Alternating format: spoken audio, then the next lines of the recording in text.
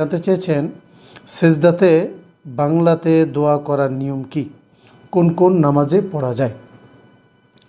উত্তর আমরা খুব সহজেই বলবো যে ফরজ নামাজের কোনো ফরজ নামাজেই সেজদাতে বাংলায় দোয়া করা যাবে না।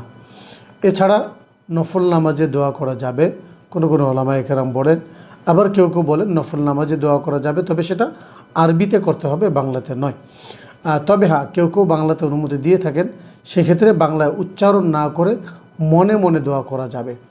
তো কিন্তু মোটা কথা হলো যে বাংলায় নামাজের মধ্যে কথা বলা, বাংলার কোনো বাক্য ব্যবহার করা, এটা নামাজ ভাঙ্গার কারণ রাসূলুল্লাহ সাল্লাল্লাহু আলাইহি ওয়াসাল্লামের হাদিস আমরা মুসলিম শরীফের 537 নম্বরে দেখে থাকি যে মুআবিয়া ইবনে হাকাম আস-সালামী রাদিয়াল্লাহু তাআলা আনহু তিনি বলেন যে রাসূলুল্লাহ সাল্লাল্লাহু আলাইহি ওয়াসাল্লাম বলেছেন, ইন্না হাদিহিস সালাত লা ইয়াসলুহু ফিহা শাইউন মিন কালামিন নাস।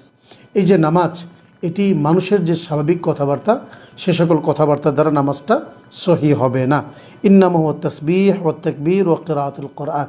এই নামাজের মধ্যে আল্লাহ রাব্বুল আলামিনের তাসবিহ হবে, আল্লাহ রাব্বুল আলামিনের বরত্বের বর্ণনা হবে এবং কোরআনে কারীমের তেলাওয়াত হবে।